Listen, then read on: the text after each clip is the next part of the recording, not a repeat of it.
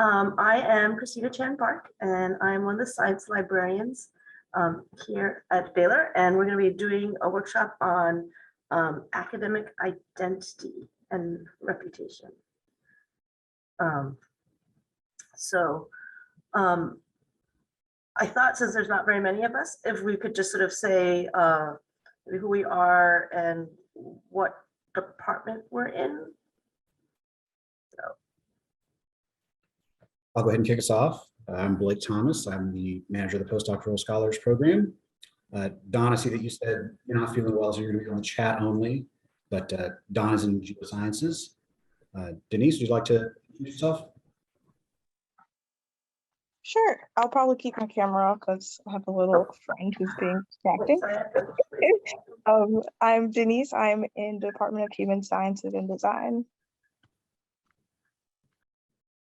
So today we're going to be talking about academic identity, and there's a couple reasons why we want to do this. First, because sort of managing your academic identity will help establish you as an expert, and you'll do that by increasing the visibility of your publications. It's also another way to find potential collaborators and co-authors.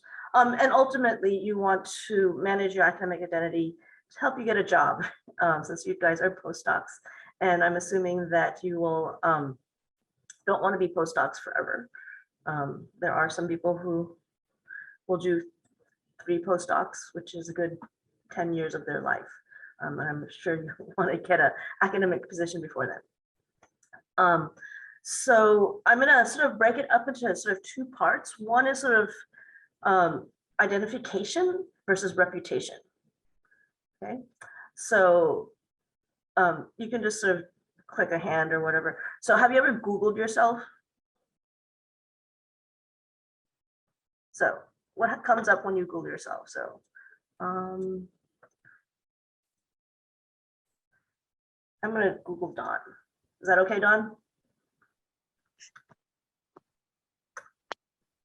Okay. So I'm assuming you are not the baseball player who was born, I don't know, 1949, or the actor, or the cross-country coach, or here's an academic one.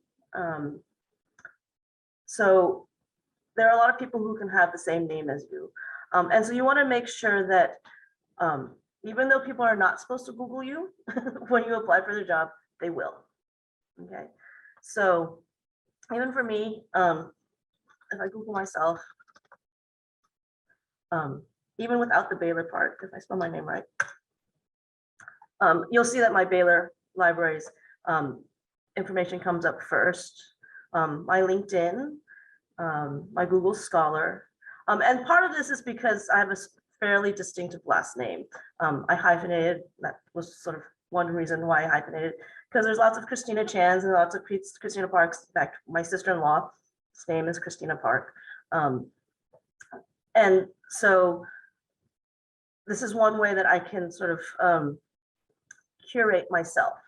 Okay, so I want to make sure that people see the information that I want them to see. Okay. So this whole idea of names and name changes. So I said before, this is my married name. I did publish under Chan, and occasionally, like if I go places like, I'll go pick my kid up at school, they call me Mrs. Park. Don't ask me why, because it's not my name. It's not his last name either, but that's what they call me. So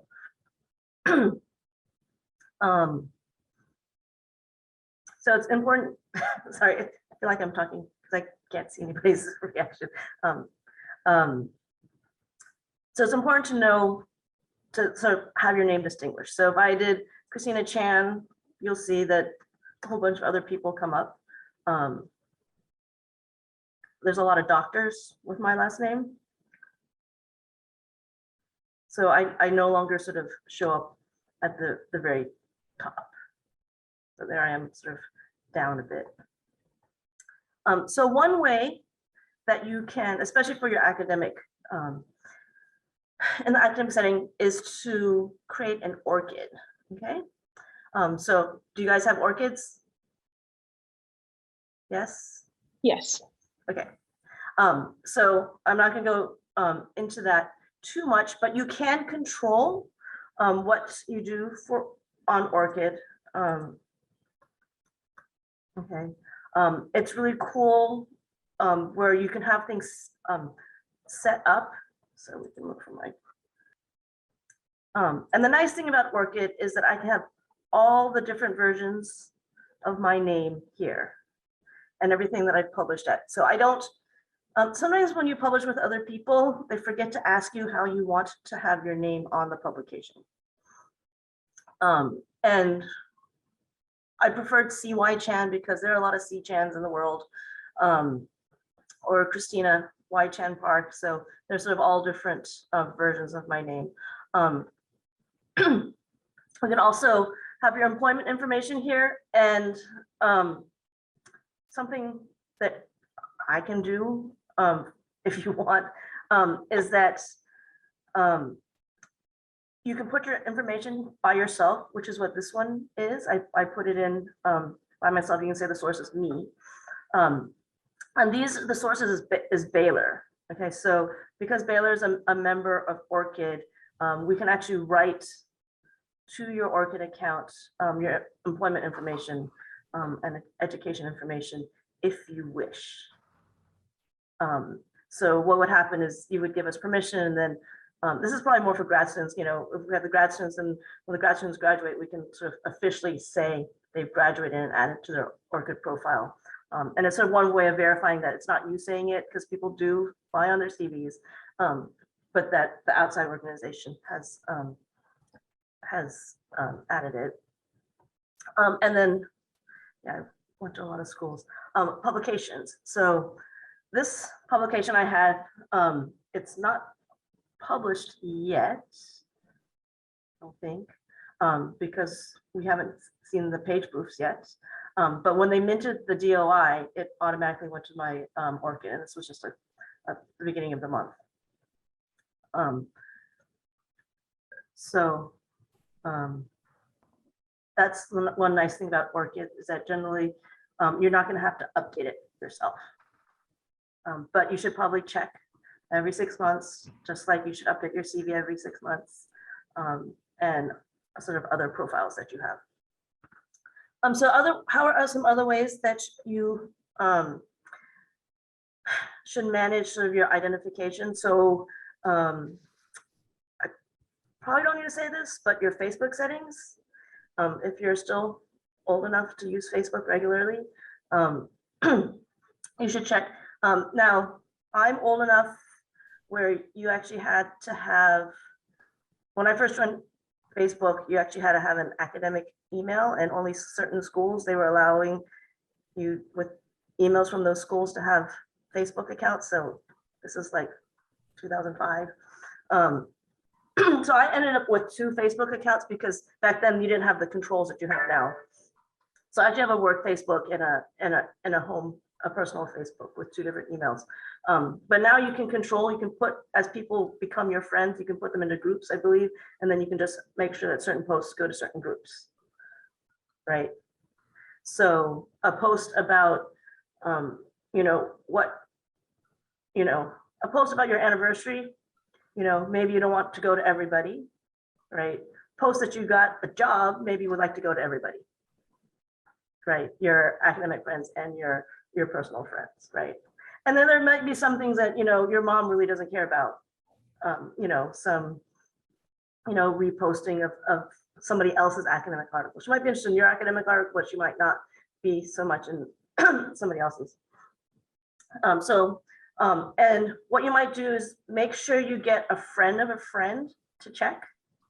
So my husband's a professor here, and his grad students will ask me to look for them on Facebook and make sure that I can't find them, because they know I'm friends with him and they're friends with him, right, on Facebook. And so so just to make sure like their friends of the friends isn't actually showing up, that I can't find them. So ask somebody sort of, you know, a wife or of a colleague that just so that if that's the way you want your settings, just to check. So this is a guide that we have sort of on academic identity. Some of the references need to be updated, but sort of gives you a general idea. So this is the whole thing on ORCID. And then this is the social media. So we're sort of starting backwards. So, so Facebook, make sure you check the settings. So Twitter is another thing that you can, or outlet that you can use to your advantage. Okay.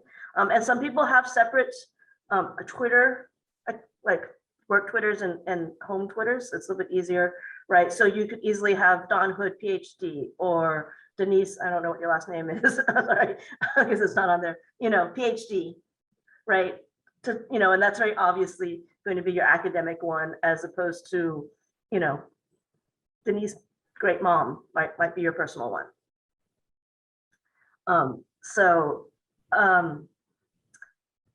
And just make sure you don't get bogged down, right? But you can control, you can retweet, like follow the dominant scholars in your field, right? And it's going to depend on your discipline too, whether people do a lot of tweeting or not. I tend to only follow because Twitter when I'm at a conference, because usually there's a conference hashtag. Sometimes that gets too overwhelming. And now with the virtual conferences, they usually have like a Slack channel or some other channel going on the same time. Like, how can you follow 10 different channels and pay attention to the speaker? I just, my brain can't do that anymore, multitask like that.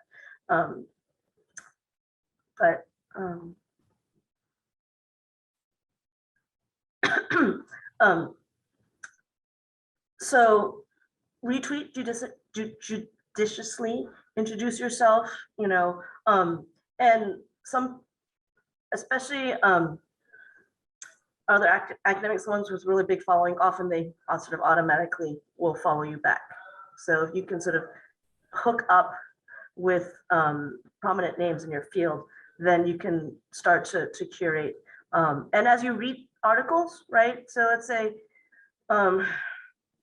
just in the course of your normal sort of research, you read a really good article and you can sort of tweet, I learned this from this article. And especially if that person also has a Twitter account. I mean, everybody loves being cited, right? Even if it's a Twitter citation rather than an academic citation. And we'll talk a little bit more about that and how you can count those things in a little bit. And then blogs. And I would probably put with blogs, this is a bit old, if you decide to do a YouTube channel or academic TikTok.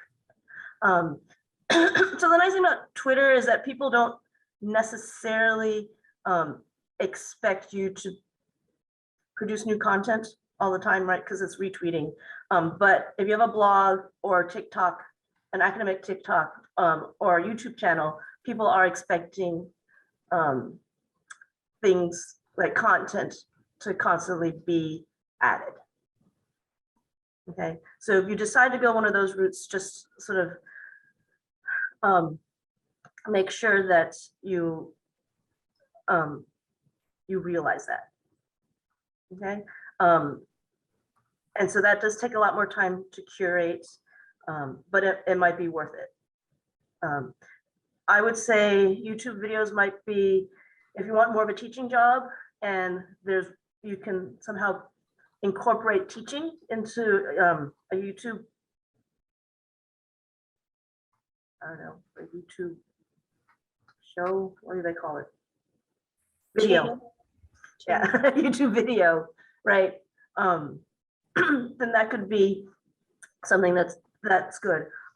If you're writing a grant, let's say, and you have, especially the NSF grants, where you have to have sort of that broadening participation, where they like you to sort of give back to somehow your science give back to the community.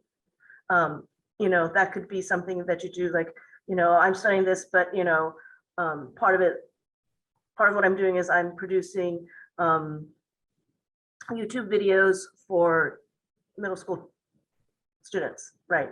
To break down what I'm doing, in chemistry or geology or whatever your field is. And then you can have a website. The thing with the website is it's like your CV, you better make sure it's updated every 6 months or so. So I can show you my husband's, and it is terribly out of date. There we go. And I don't think he's updated this since, well, number one, that's a very old picture.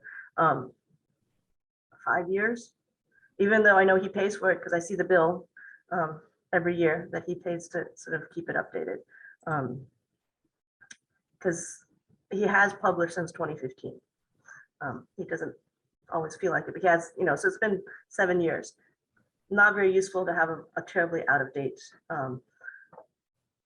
webpage. I have a library colleague,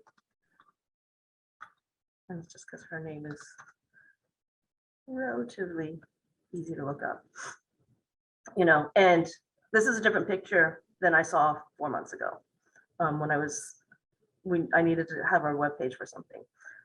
But she does have her professional profiles here. She has a little bit of private stuff, but it's sort of hidden. And then, education, experience, research, service. Hers is fairly simple. And she may have had to set it up when she was actually in school, because some library schools make you produce a website as sort of part of training one of your classes. So that's websites. May I ask a question? Yes. How do you have, is there a way to have a website like this without a paid subscription? Yes, I so have you can one, have but it a has word. all those nasty ads on it because it's free. Yeah, so if you don't want ads, then you generally have to pay. I think you can get some decent ones for less than $20 a year. Oh, right. That's not bad at all. So Weebly, I think even WordPress, you can make one through Baylor, which also won't have ads. And then what you'd have to do is export it all. Like, they'll help you when you leave. You can sort of export it all into a file, and then at your next institution, if they have a blogging, then you can sort of up it. But then the URL is probably going to change. Right. So Thank you. That answered my question. yeah. So I think Weebly, there's a bunch of different ones, and I've probably changed. Sort of WordPress is probably not going away, and you can get it without the WordPress. You can start a free one with just wordpress.com/Denise whatever, and then if you pay, then you can get the WordPress part taken off. Yeah, they're not super expensive. It's cheaper than a membership to a professional society, definitely. Okay. So the next thing I'm going to talk about a little bit is academic social networking. And this is sort of a big thing that when we're trying to get people to sign up for ORCIDs, is that it's not a networking site. And these are networking sites. And so there's the two big ones are academia.edu, which is actually a commercial for-profit. They just managed to get an edu extension, whatever it's called, before they started being really picky about it. Okay, so it's a little bit deceptive. They are sort of for-profit, and then Research Gate are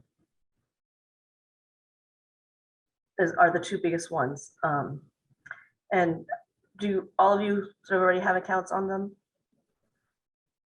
I am bad. I mean, I have an account because I think I should have an account, but I'm not really good at adding people and updating.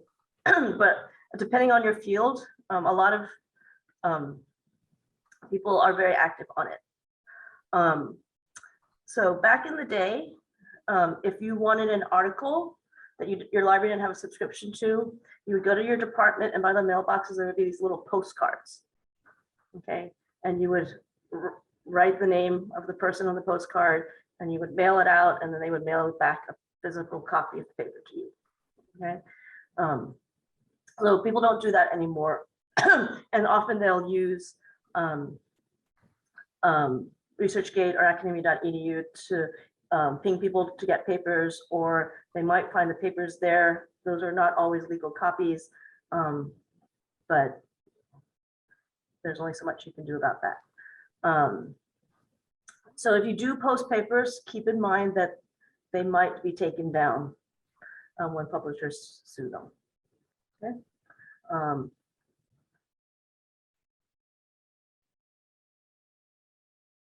Yeah, with the open publishing movement, I think that's becoming less of a problem than it was before. But I know that these two sites are probably one reason why like our ILL requests are going down, because people are just sort of contacting contacting authors directly sometimes, especially if they already know them. And on them, so you know, you can add co-authors. Most of my co-authors aren't on any of these. You can do your networking. They do post jobs here. And I think I am like friends or whatever with different people. Some people are very active on these sites. You just don't want anything to be a time sink right now while you're trying to get your papers and research out.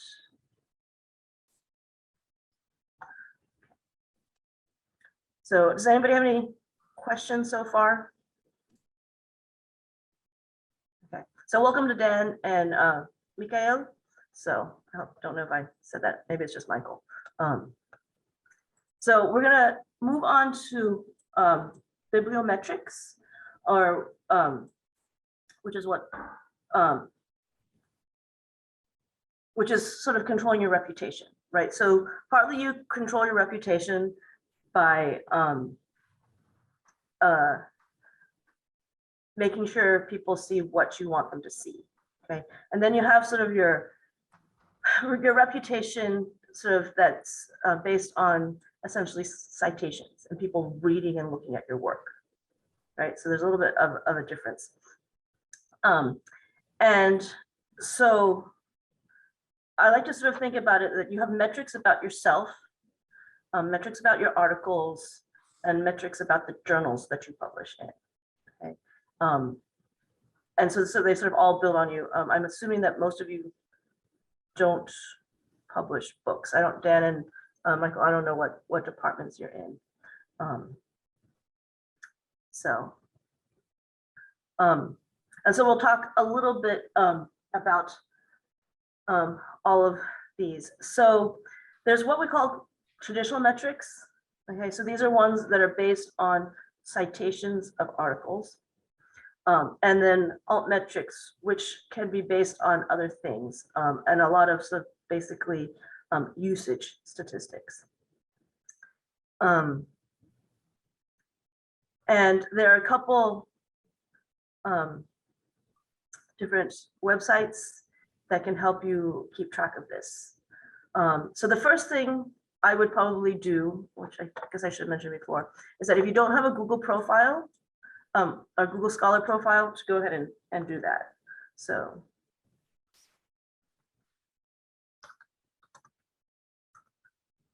Okay, so you can go to my profile, sign in. If you search for somebody, okay, I'm gonna search, let's see if you have a Google profile, Dan. Oops, did I spell your last name right? Dan Boss, no. Okay, so you don't have one, but let's see. I should have one. Did I spell your name wrong? It would be under Daniel. Oh, there it is. Yeah. So there's your profile.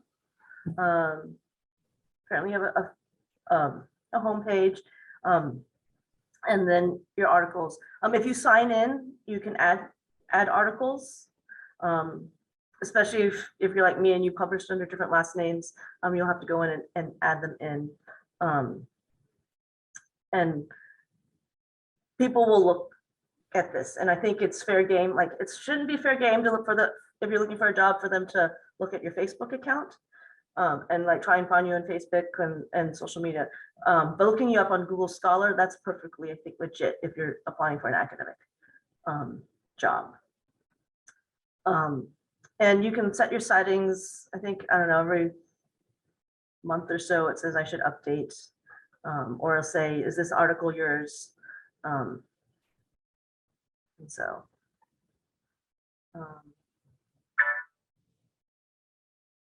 yeah. And so you can follow people in Google Scholar also. So, and you'll see here that there are some metrics, right?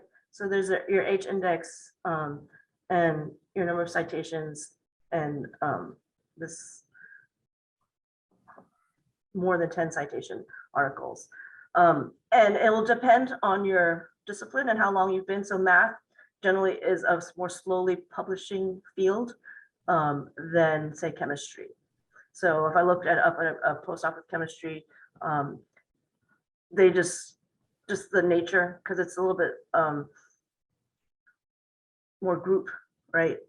It's a little bit less single author stuff always takes longer than math might be. So you have your H index. So the total number of papers, that's the easiest thing, right? And Google Scholar is not always great at looking at counting the total number of citations. That's fairly easy. So there are generally 3 different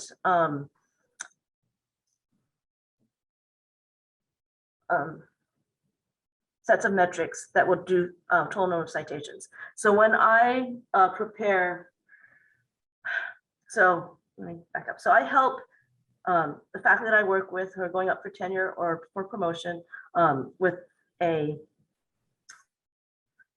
report, a bibliometric report, so that they don't have to spend time doing this because they're worrying about other things.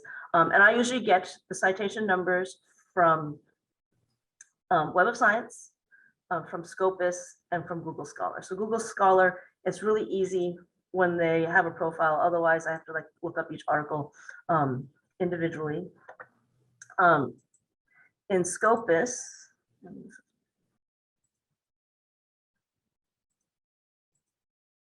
and Web of Science, you can also have profiles. So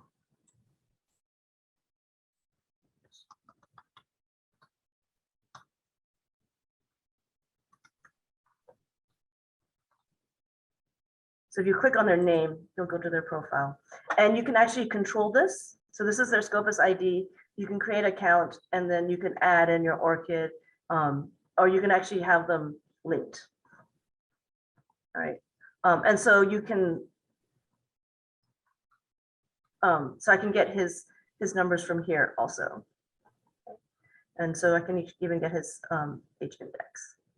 And if you don't know what an H index is what you do is you map or graph the number of documents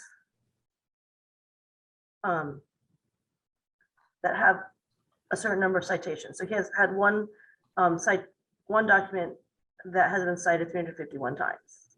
And where it crosses over is where that's your H index. I don't know if that makes any sense.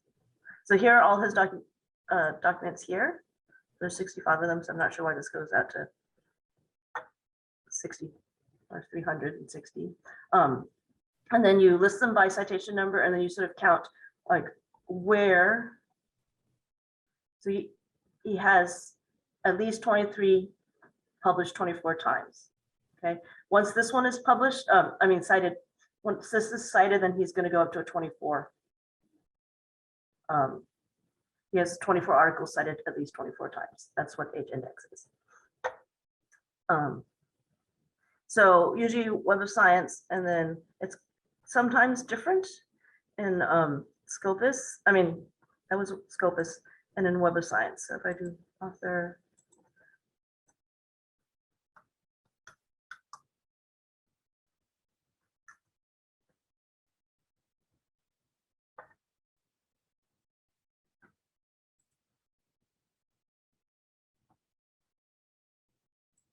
so he can also claim this record. And this is, yeah. But you can see he only has 39 publications here as opposed to 63. So he would probably need to clean this up a little bit. And then it has sort of the metrics there.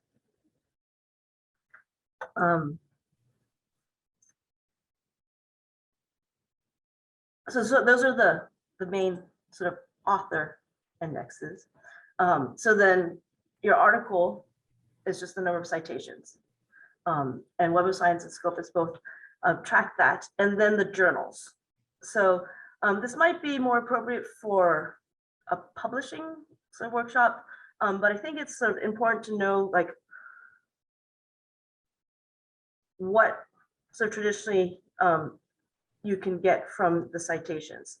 So impact factor is probably what you've heard about, and that's the number of times on average per article that it's been cited in the last 2 years. Oh, no. It is, yes, the number of times an average article in that journal has been published over sort of a 2-year period. On the what we call alt metrics. So for your journal articles, you can have things like downloads and views, tweets, Facebook mentions, Google posts, Mendeley shares, news brief, and blog posts. And so it's really easy to find these in Scopus. So we pick on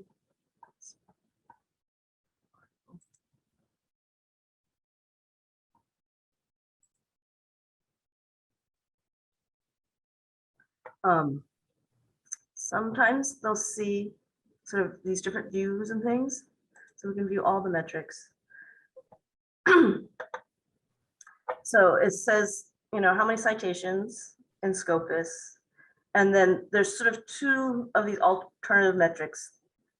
There's PlumX, which serves up in Scopus because Elsevier owns both Scopus and PlumX. And so you get what they call the PlumX burst. Okay. And so each of these is citations. And so they have citations in Scopus, citations in Crossref. Crossref are the people who keep track of DOIs. Readers in Mendeley. So news mentions, references in Wikipedia, blog mentions, and then tweets. So remember before I was talking about you can have an academic Twitter and retweeting. So if you retweet and retweet with the DOI, it will actually start showing up on people's profiles. Okay. Right now, I don't think that there are any universities that take into consideration altmetrics when it comes for tenure, but you guys are probably going to be going up for tenure in about 8 years. And by that time, people might be starting to at least look at these altmetric numbers. So this is one, and then the other one would be actual altmetrics, which I think might be in here. Let's see if we can find the same paper and compare it. And so they do have sort of free tools that you can use. And you may have seen this donut. So that's the altmetric donut. Let's see if we can. Sometimes they actually have it in the journal. We'll have the altmetric. Depends on the publisher and whether the publisher has a contract with them or not. But it does have the depth metrics. So they do have some metrics here. There we go. So here in alt metrics, there's the total. So this was articles picked up by 85 news outlets, blogged by 14 people, tweeted by 218, 8 Facebook, 15 Wikipedia pages, on Reddit.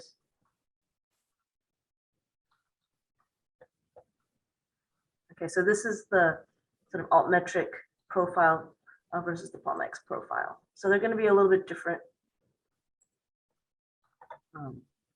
But you can embed these and you can put them on your website. So if you have an academic website and you want to sort of show the impact of your work, this is what you can do. So like where people read his paper, mostly in the United States, but all over the world.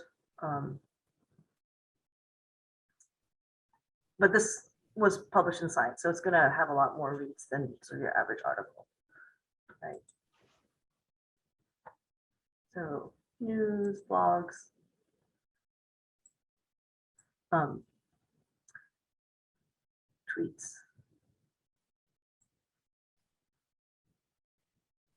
So I think all of those sort of go to the URL for the article. Okay. So that's sort of an example of altmetric. And sometimes, probably not so much in the fields that you're in, but maybe, Denise, maybe for you, depending on what area of human sciences and design you're in. Yeah. If you're in a field where there's a lot more practitioners and a lot fewer academics, so like say nutrition, right, where there are a lot more people who practice nutrition than are actually academic nutritionists, right? People might be reading your articles and applying them in their jobs.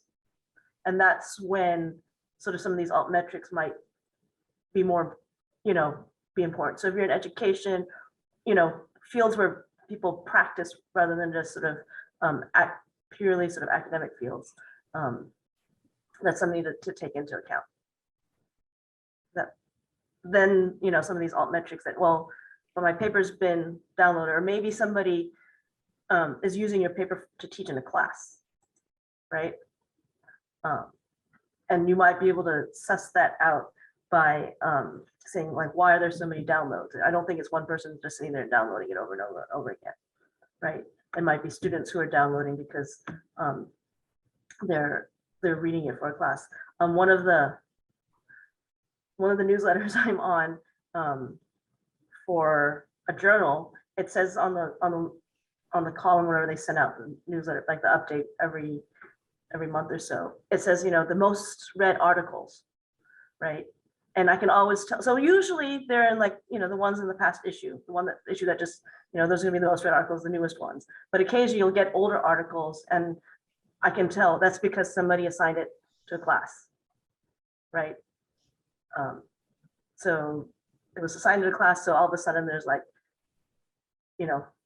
200 reads when, normally, might get 20 reads a month. Okay. And then journals, there are different ways to sort of impact of the journals. And I think as new scholars, this is what people are going to be looking for, is to make that you're publishing in quote unquote good journals. So there are a couple of websites that I use that sort of talk about these different journal. So one is Simago.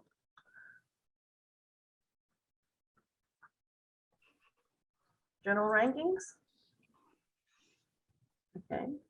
And it's fairly easy. You just put in the article or the journal.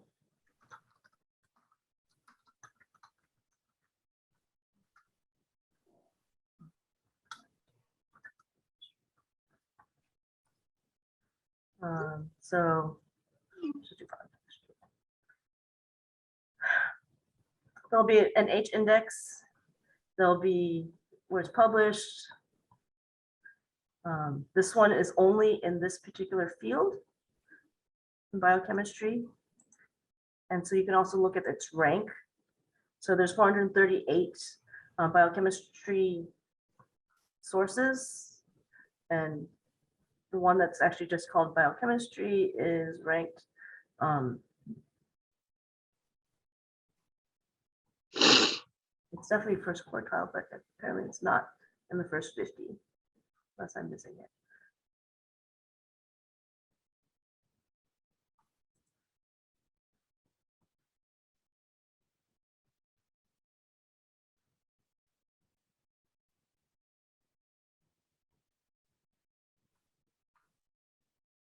There it is, 93. Okay, and that's based on this score. If we switch to something else, then the answer would change. So this sites per doc 2 years is the equivalent of the impact factor. And so it just reordered them based on that column, right? And you can get, so you can find journals that way. So it's been going down, but it's coming back up. You can see sort of trends. And sometimes publishers, they'll do things and it totally messes up. Like all of a sudden they decide that, okay, we're going to publish every 2 weeks instead of once a month. And then their numbers get all messed up. So that's one. And the other one is,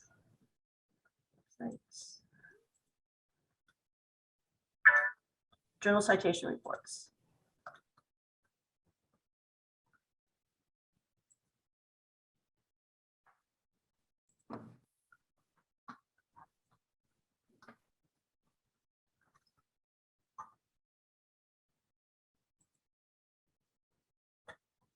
And this one that explains what the impact factor is. This is a new one, which is the journal citation indicator. And for me, this is easier for me to understand because one is average. So you're either below average or above average. And that, for me, just is easier to compare journal to journal. Whereas this is an absolute number, which depends on a lot of factors. So it's sort of hard to compare because if our journals are published at different frequencies, then they're not really comparable. And then they do rank. And this is nice because I don't actually have to go look at it. So 197 of 297. And it changes every year. And so something may have been really high previously, but then it sort of goes down. Is this the same?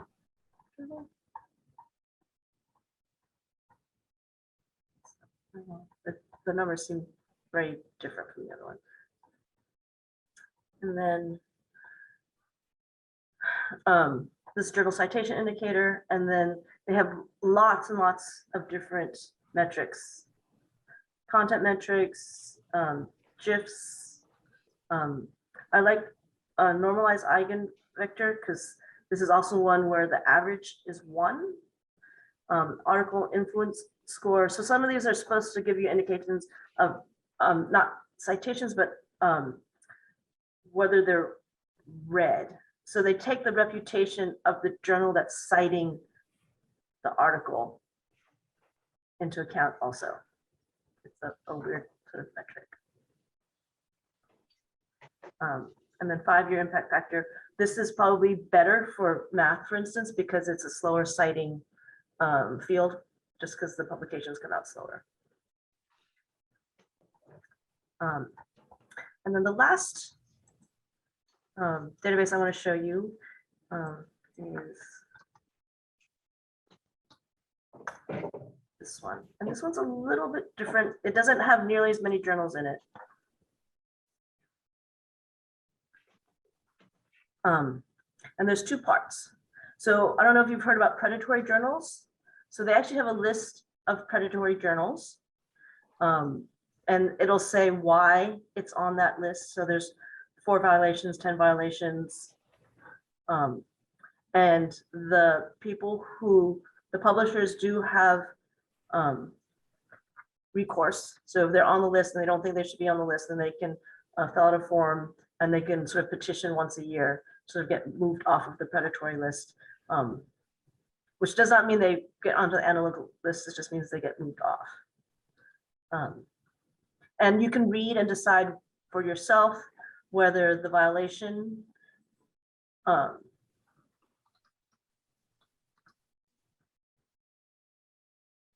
ones that you think are valid. Right. So virtual office versus a physical office, to me, that's not as big a deal nowadays as it maybe would have been 20 years ago. Right. But there, a lot of them have people on their board that don't realize they're on the board. That's more of an indication. So, but on the journal analytics, this has a horrible search.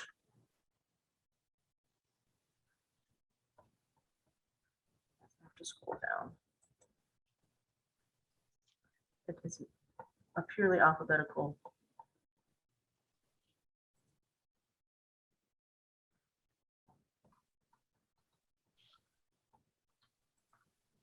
Yet.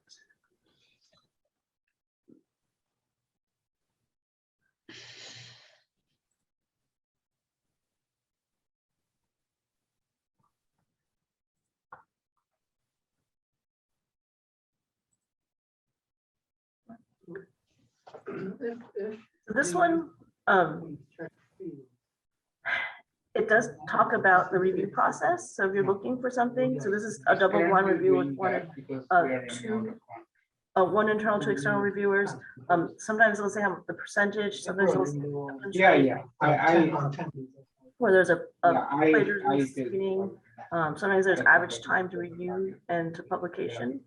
And then here are the metrics. So they do have this is the median metrics per article. Okay. So he's working on. An article generally has 16 mentions. And then this is sometimes it has difficulty acceptance. They don't have those for this year yet. So if we go back a year, it'll show how difficult it is in chemistry or biochemistry. And then this is their index of how good the journal is. And it takes in a lot of factors.